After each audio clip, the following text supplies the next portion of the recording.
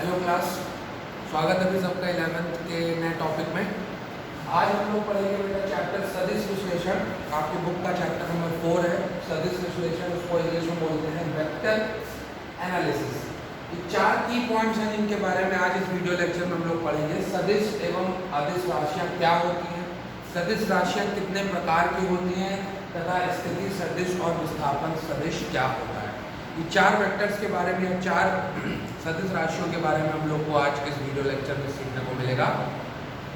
तो सबसे पहले आपका शुरुआत होती है सदिश एवं अदिश राशियां होती क्या है। ठीक है, सदिश एवं अदिश राशियों की शुरुआत होती है आपकी 2 चीजें होती है बेटा। किसी भी फिजिकल क्वांटिटी, किसी भी भौतिक राशि को रिप्रेजेंट करने के लिए, उसको आपको दर्शाने के लिए 2 चीजों की आवश्यकता होती है। वो 2 चीजें होती हैं, उसका परिमाण और उसकी दिशा। किसी भी भौतिक राशि को आप जब रिप्रेजेंट करेंगे तो वो 2 तरीकों में रिप्रेजेंट करेंगे, 2 तरीकों से उसको दर्शा सकते हैं। एक होता है उसका परिमाण। परिमाण का मतलब होता है उसकी वैल्यू कितनी है, उसका मान कितना है। ठीक, एंड देन उसका आता है दिशा, यानी कि उसकी दिशा वो क्या है, किस दिशा में जा रहा है। बहुत सारी भौतिक राशियां ऐसी होती है बेटा जी कि जो बिना दिशा के आपके कार्यरत नहीं हो सकती, और बहुत सारी होती हैं जिसमें कि किसी भी दिशा की आवश्यकता नहीं होती है, आप उसको किसी भी डायरेक्शन, किसी भी दिशा में ले जा सकते हैं। तो यहाँ पर इसी से इन राशियों का उत्पत्ति हुई है सदिश एवं अदिश राशियाँ। तो अदिश राशियाँ बेसिकली क्या होती है, अदिश राशियाँ होती हैं वे भौतिक राशियाँ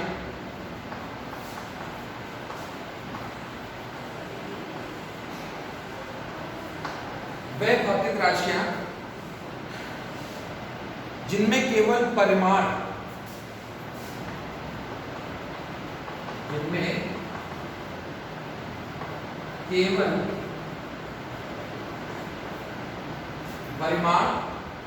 यानी कि उसकी वैल्यू के द्वारा व्यक्त किया जाता है।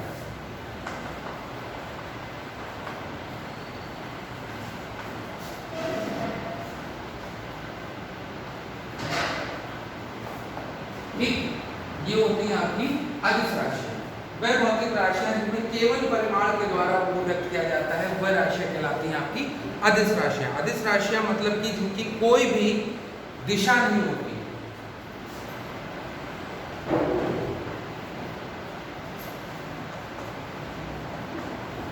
उनकी कोई दिशा नहीं होती। ठीक, उदाहरण के तौर पर आप लिख सकते हैं, जैसे कि बहुत सारी होती हैं आपका, जैसे वेलोसिटी हो, स्पीड हो गया, जैसे कि चाल, किसी भी की चाल है। फॉर एग्जांपल कि अगर आप एक जगह से दूसरी जगह पर जा रहे हैं, ठीक है, एक जगह से आप दूसरी जगह पर जा रहे हैं, तो आपकी चाल का कोई दिशा नहीं होता है। ठीक है, आप एक बिंदु से बी बिंदु पे जा रहे हैं, तो यहाँ से आप स्ट्रेट जा सकते हैं। अगर आप स्ट्रेट जाएंगे तो वो आपका विस्थापन हो जाएगा और उससे आपकी निकलेगी गति।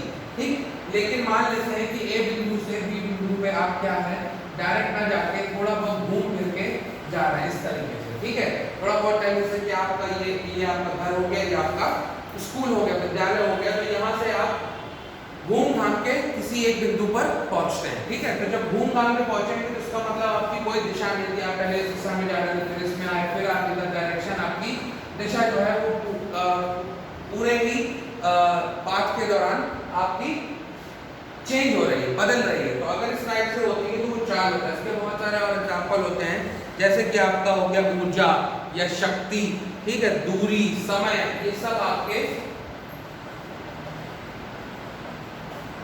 क्या है, अदिश राशियों के एग्जाम्पल है। ठीक है, और भी बहुत सारे होते हैं। इसके बाद दूसरा जो आपका पॉइंट बनता है वो आपका है अदिश राशियां, सदिश राशियां। सदिश राशियों में क्या होता है, वह भौतिक राशियां जिनमें केवल परिमाण नहीं, आपकी दिशा भी होती है। वह भौतिक राशियां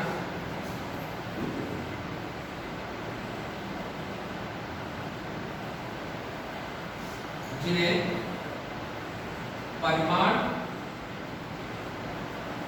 तथा दिशा के द्वारा व्यक्त किया जाता है,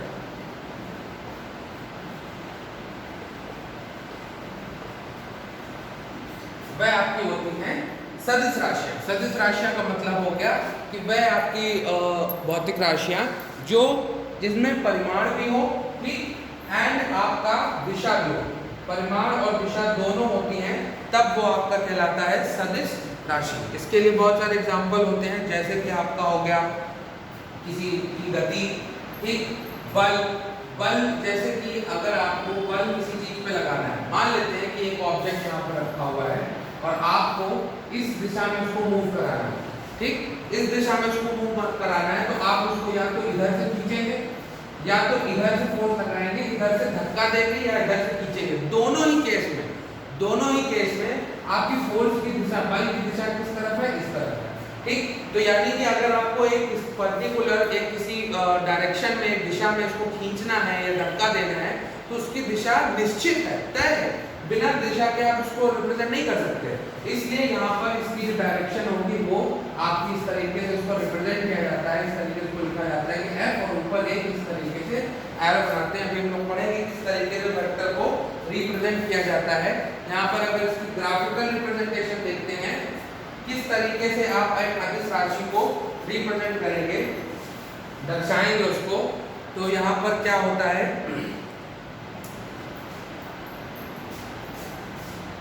एक एरो बनाते हैं इस तरीके से, ठीक है। जो भी आपकी सदिश राशि होगी उसमें इस तरीके से ऊपर एरो बना होगा, जिसमें इसको शीर्ष कहते हैं और ये होती है आपकी पूंछ। हिंदी में इंग्लिश में बोलते हैं इसको हेड और ये आपका टेल, ठीक।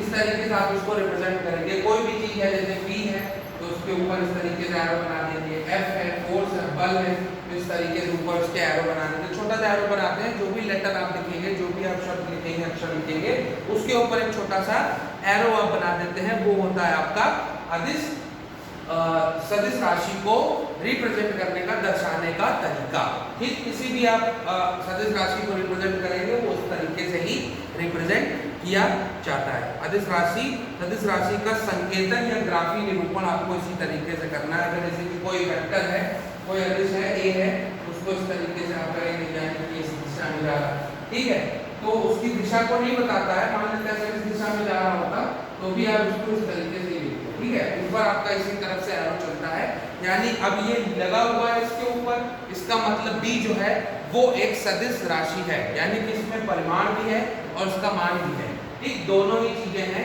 जब हम लोग इसके आगे वाले चैप्टर में मोशन इन अ प्लेन यानी कि समतल में गति पढ़ेंगे तो उसमें इसका प्रयोग बहुत ज़्यादा किया जाता है। तो ये चैप्टर आपका आगे वाले चैप्टर के लिए बहुत ज़्यादा महत्वपूर्ण है, तो उसके लिए आपको ध्यान से इसमें समझना पड़ेगा। तो ये तो हो गए आपके अदिश एवं सदिश राशियाँ। आगे पढ़ते हैं तो अब इसमें है आपका सदिश राशियों के प्रकार। कितने प्रकार की होती है सदिश राशि, ये हम लोग को देखना है।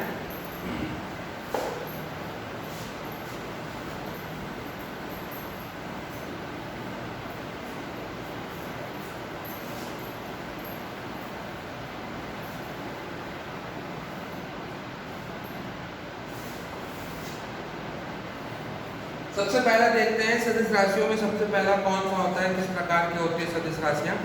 सबसे पहला हो गया आपका ध्रुवीय सदिश।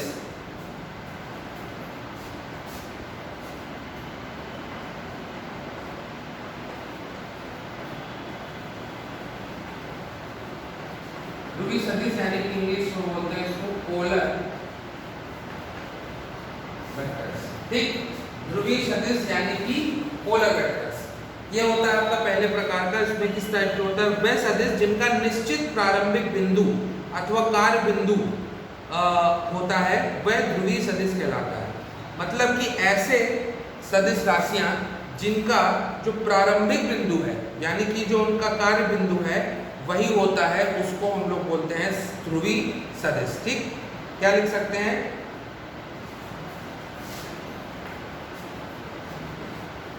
वह सदिश राशियां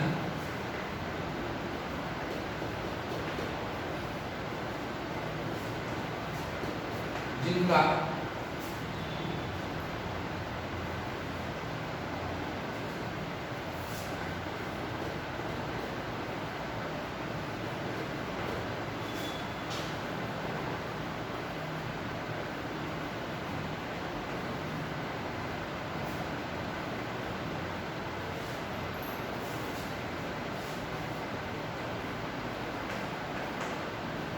निश्चित प्रारंभिक बिंदु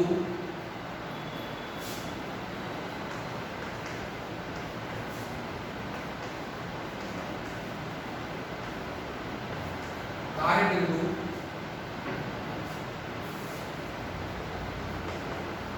होता है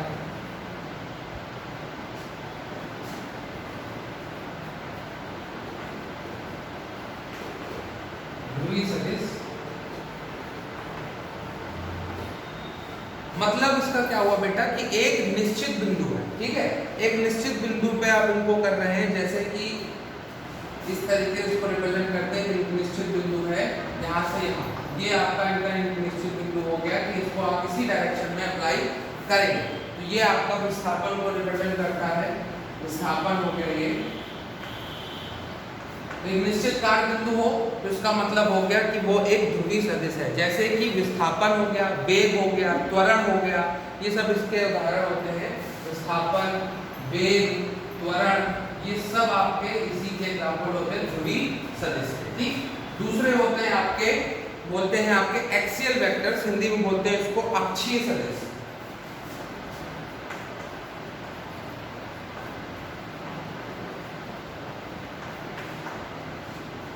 अक्षीय सदिश यानी कि एक्सियल वेक्टर्स। अब इनका एक पूरा अक्ष होता है, ठीक। हिंदी बोलते हैं वे सदिश जो घूर्णन प्रभाव को व्यक्त करते हैं, मतलब कि जब कोई चीज घूम रही होती है, इसमें एक ही डायरेक्शन है। ध्रुवीय सदिश का मतलब हो गया जैसे कि एक x डायरेक्शन पे जा रहा है या y पे जा रहा है या z पे जा रहा है, कोई एक आपका ध्रुव पे जाएगा, किसी एक तरफ जाएगा। लेकिन जब मान लीजिए कोई सदिश राशि आपकी गोल गोल घूम रही है, एक सर्कुलर मोशन, एक घूर्णन गति कर रही है, तो फिर वो आपका जो होगा वो कहलाता है आपका अक्षीय सदिश। मान लेते हैं कोई प्लेन पे इस तरीके से एक वेक्टर ऐसे गोल घूम रहा है, तो इसका जो सदिश राशि होगी वो कहलाएगी आपकी एक एक्सियल वेक्टर्स, क्योंकि ये आपकी दो डायरेक्शन में जा रही है, ठीक है, दो आपके पूरा एक घूर्णन गति कर रही है, तो इसलिए ये आ जाएगा आपका अक्षीय सदिश में दो अक्ष आ जाएंगे। इसका एक अक्ष होगा जिसके परिता ये आपका घूर्णन गति कर रही है, ठीक। इसके लिए उदाहरण जैसे आपका कोणीय वेग हो गया, कोणीय विस्थापन हो गया या कोणीय त्वरण हो गया, ये सब इसके एग्जाम्पल होते हैं। तो अक्षीय सदिश में आ जाएगा आपका वह सदिश जो घूर्णन प्रभाव को व्यक्त करते हैं, वह सदिश जो घूर्णन प्रभाव को व्यक्त करते हैं, ठीक। उदाहरण के तौर पर हो जाएगा इसका कोणीय त्वरण, कोणीय वेग, ठीक, ये सब इसके उदाहरण होते हैं। तीसरे प्रकार का अगर सदिश राशि पढ़ेंगे तो उसको हम लोग बोलते हैं अब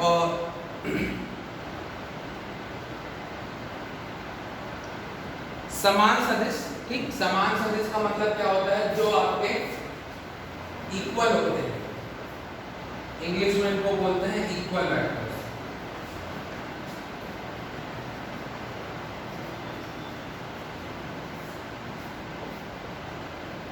ठीक। इक्वल वेक्टर्स बोलते हैं यानी कि दो ऐसे सदिश राशियां जिनका मान जो हो वो बराबर हो। ऐसी दो सदिश राशियां जिनका मान बराबर हो उनको हम लोग बोलते हैं सदिश राशियां। जैसे कि परिमाण या उनका जो आंकिक, परिमाण का मतलब होता है उनका आंकिक मान। तो अगर परिमाण दो सदिश राशियों का बराबर है तो वो कहलाएगी आपकी सदिश राशियां। आपको सदिश राशियों में परिमाण और दिशा दोनों होता है, तो अगर परिमाण और उसकी दिशा बराबर है तो वो आपका कहलाएगा एक समान सदिश। जैसे कि इसमें लिखेंगे क्या हम लोग, ऐसे दो सदिश जिनका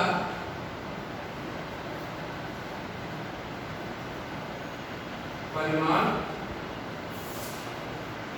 तथा दिशा समान, ठीक। ऐसी दो सदिश राशियां जिनका दिशा और परिमाण समान है। मान लेते हैं कि जैसे कि एक ब्लॉक है, ठीक, इसमें आप इस डायरेक्शन में फोर्स को लगा रहे हो, ये मान लेते हैं F1, यहाँ इधर लग रही है F2 और ये इधर डायरेक्शन में इस तरीके से लग रही है ठीक, तो देखो इसमें फिगर देख के तुम समझ सकते हो कि यहाँ F1 ये भी इसकी दिशा बराबर है, F2 ये भी इसकी दिशा है, तो ये दोनों सेम दिशा में लग रहे हैं, एक समान दिशा में लग रहे हैं, तो यहाँ पर दोनों जो हो जाएंगे F1 बराबर हो जाएगा F2 के। ठीक, तो ये F1 और F2 क्या हुआ है, इक्वल वेक्टर्स। F1 और F2 क्या हो गए, सदिश, एक समान सदिश यानी कि इक्वल वेक्टर्स। ठीक, ये आपके होते हैं F1 और F2। F3 की दिशा जो है वो अलग है, उसकी विपरीत है। F3 की दिशा जो है वो आपके विपरीत है, तो ये आपका नहीं होगा, ये होंगे आपके विपरीत सदिश, क्योंकि हम लोग का अगला टॉपिक है विपरीत सदिश। ठीक, इसी से आप नोट्स बना सकते हैं, तो बोर्ड को पॉज करके वीडियो को आप इसी से नोट्स बना लीजिएगा।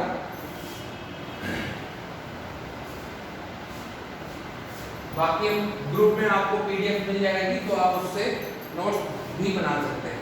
चौथे प्रकार का होता है आपका विपरीत सदिश।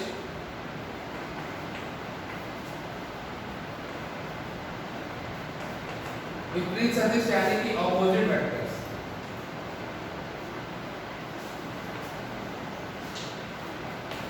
अब देखो इसी एग्जांपल को पकड़ते हैं। अब यहाँ पर F1, F2 और F3 तीन फोर्स लग रहे थे। F1 और F3 इन दोनों की दिशा जो है वो विपरीत है, तो इसमें क्या बोल सकते हैं कि वह सदिश राशि या वह सदिश जिनका परिमाण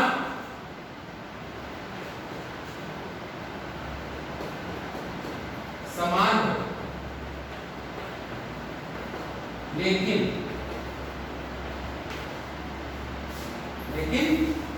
दिशा विपरीत है। यहाँ पे परिमाण समान है लेकिन दिशा आपकी विपरीत है, वो कहलाते हैं आपके यहाँ पर F1 और F3, ये आपके एक अपोजिट वेक्टर्स हैं, बराबर है लेकिन इनकी दिशा जो है वो अलग अलग है। तो अगर दिशा अलग अलग होगी तो इसको इस तरीके से कैसे लिखोगे, हम लोग इस तरीके से लिख सकते हैं F1 बराबर माइनस का F3। ठीक, दिशा बराबर है, दिशा आपकी अलग अलग है लेकिन परिमाण उसका बराबर है, तो आपको सिर्फ यहाँ पर एक माइनस का साइन लगाना है, तो इस तरीके से आप उसको लिख सकते हैं। ये होते हैं आपके अपोजिट वेक्टर्स यानी कि विपरीत सदिश। ठीक, आगे बढ़ते हैं। इसके बाद आते हैं आपके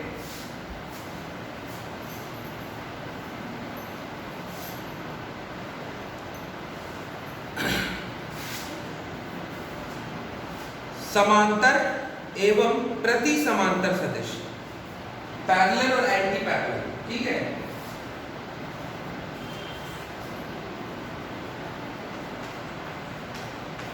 समांतर तथा प्रति समांतर,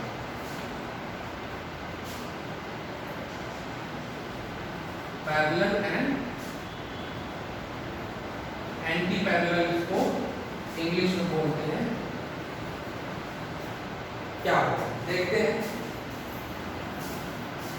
पैरेलल और एंटी पैरेलल वेक्टर्स का मतलब होता है दो वेक्टर्स यदि दो सदिश की दिशाएं समान हो, अब परिमाण में वो बराबर हो या ना हो उससे हमें मतलब नहीं, लेकिन अगर दोनों की दिशा समान है तो वो समांतर सदिश कहलाते हैं।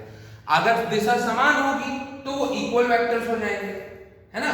तो अगर दिशा समान होगी तो वो इक्वल वेक्टर्स हो जाएंगे, लेकिन अगर दिशा समान नहीं है, सिर्फ आपका परिमाण आपके इक्वल है, तो फिर वो आपके क्या हो जाएंगे, समानांतर सदिश।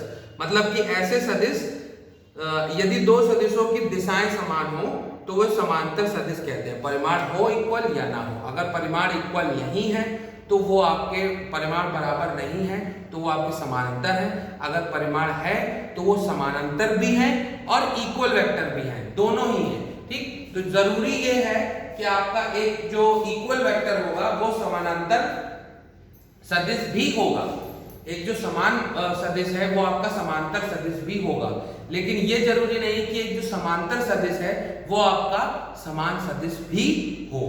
ठीक, यहाँ पर क्या लिख सकते हैं समांतर सदिश में हम लोग कि यदि दो सदिश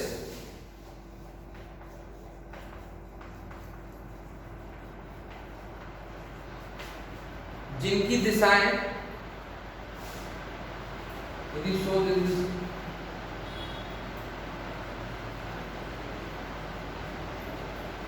दिशाएं समान हो, इसमें आप ब्रैकेट भी लिख सकते हैं, परिमाण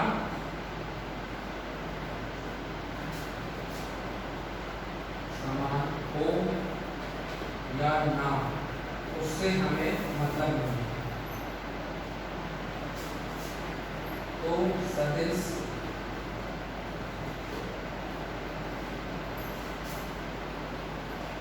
समांतर सदिश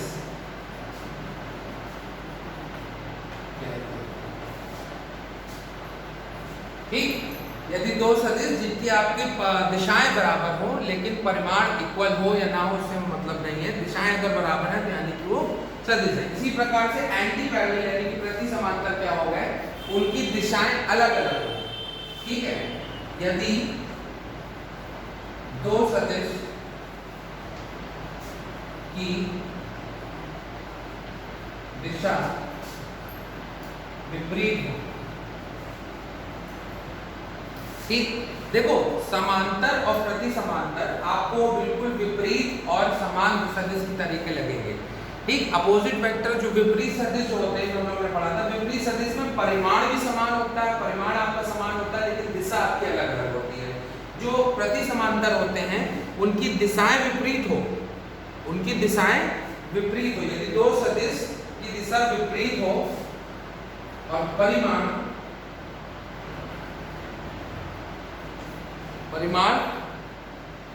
बराबर हो अथवा ना हो, बराबर हो अथवा ना हो, हमें उससे मतलब नहीं, प्रति समांतर कहलाता है।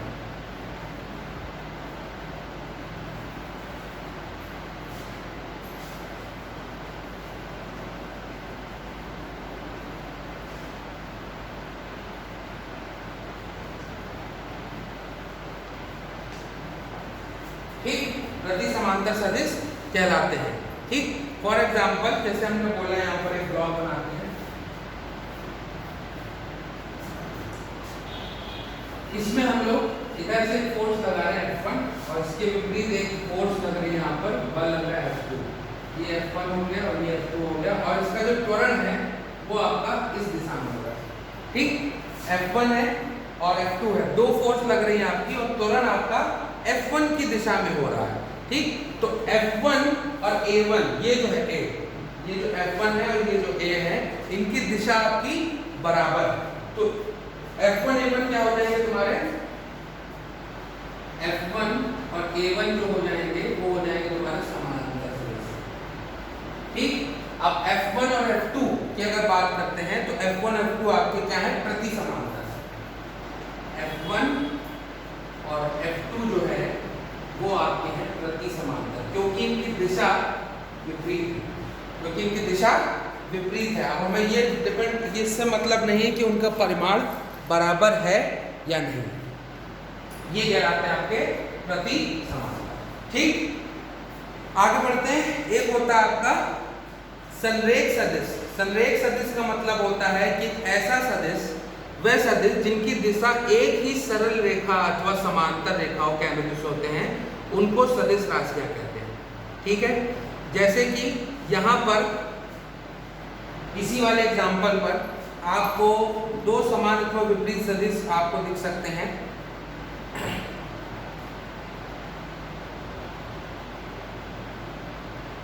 F1 F2 और F3, इस वाले में F1 A1 और F2, अब इनकी दिशा इधर है। अब बेटा अगर उसको कोऑर्डिनेट के हिसाब से पढ़ोगे तो ये सब एक ही अक्ष पे कर रहे हैं कि नहीं कर रहे हैं भाई। ये F1 इधर है, A1 भी आपका इधर है और ये आपका F2 है कुल मिला के किसके परिता, X अक्ष के परिता। ठीक, X अक्ष के परिता है तो वो उनको आप संरेख सदिश कहते हैं, मतलब कि एक ही रेखा पर ये लागू है। तो अगर एक ही रेखा पर लागू होते हैं तो वो आपके कहलाते हैं संरेख सदिश। लिखेंगे कैसे, समझ लेते हैं इसको।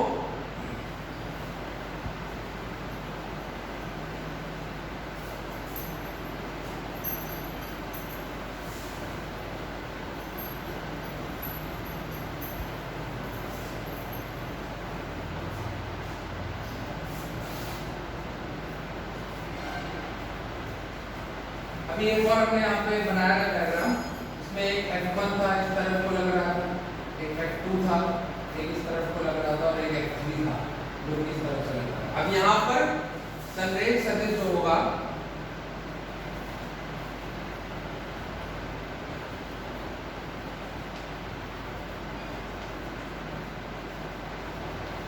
इंग्लिश में बोलते हैं उसको कोलिनियर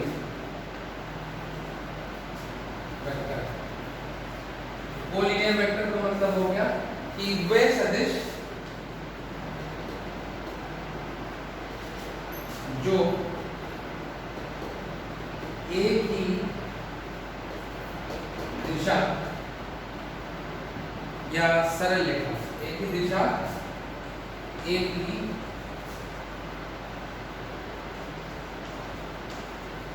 सरल रेखा के अनुदिश होते हैं।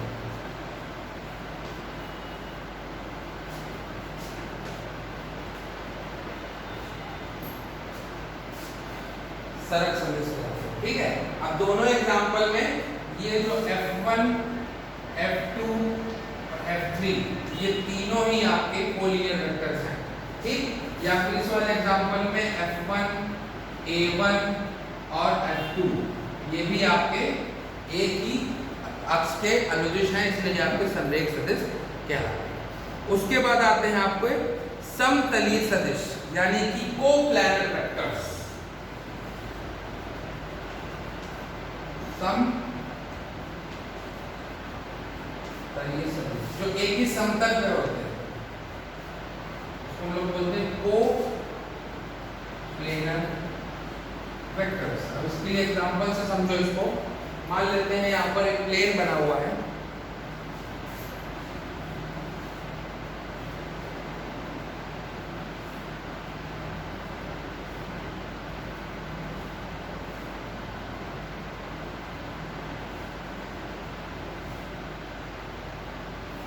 ठीक, ये प्लेन है, ये आपका एक XY प्लेन है, ये आपका एक Z प्लेन है, और इसमें अलग अलग वेक्टर्स पड़े हैं।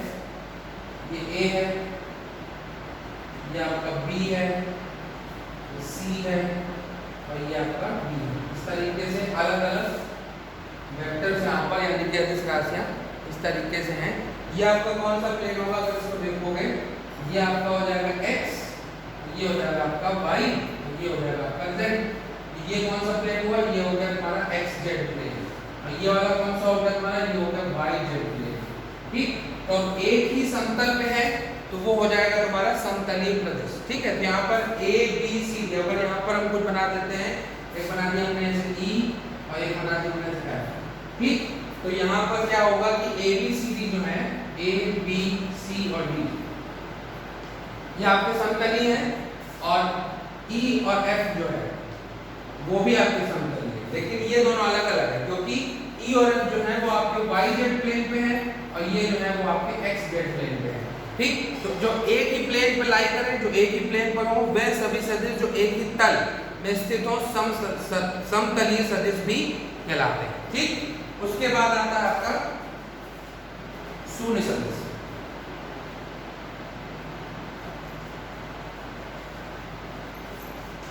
शून्य सदिश क्या होता है? शून्य सदिश मतलब वह सदिश जिसका परिमाण शून्य हो, वह सदिश जिसका परिमाण शून्य हो, इसको इंग्लिश में बोलते हैं जीरो वेक्टर। वह सदिश जिनका परिमाण शून्य वो कहलाते हैं आपके शून्य सदिश। वह कहलाएंगे आपके शून्य सदिश। ठीक, उसके बाद सबसे इंपॉर्टेंट आता है आपका एकांक सदिश। इसको ध्यान समझिएगा, एकांक सदिश क्या होता है। इसका भी यूज आपको बहुत सारे न्यूमेरिकल्स में मिलेगा, तो सबसे ज्यादा इसी का मिलेगा, शून्य सदिश एवं एकांक सदिश का।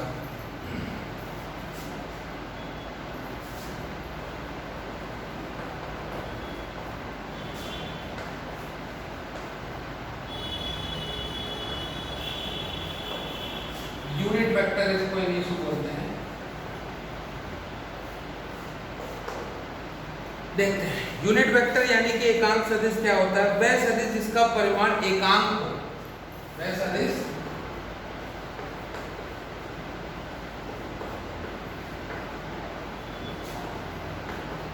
जिसका परिमाण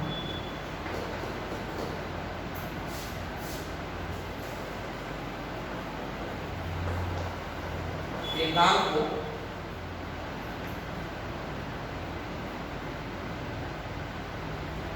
तथा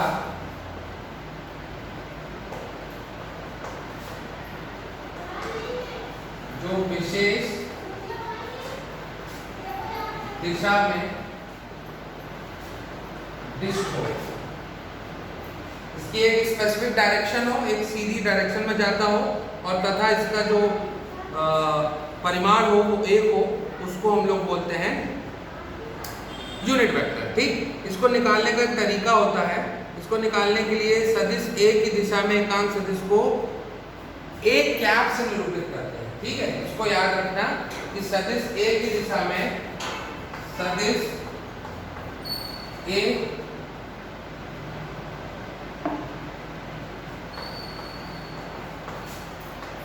की दिशा में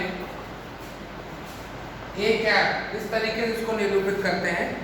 सदिश ए की दिशा में ए कैप से निरूपित करते हैं इसको। ये आ जाएगा, अगर आपको इसको निकालना हो ए से निरूपित हो, इसका परिमाण हो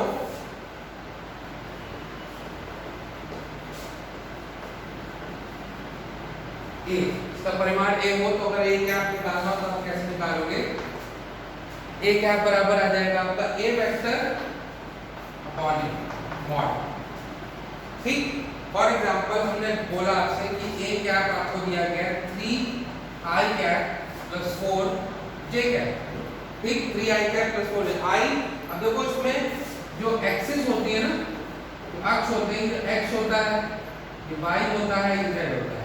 तो x को हम लोग रिप्रेजेंट करते हैं यहाँ पर i से, y को रिप्रेजेंट करते हैं हम लोग j से, और z को रिप्रेजेंट करते हैं k से। तो यानी कि ये जो है ये xy प्लेन का है।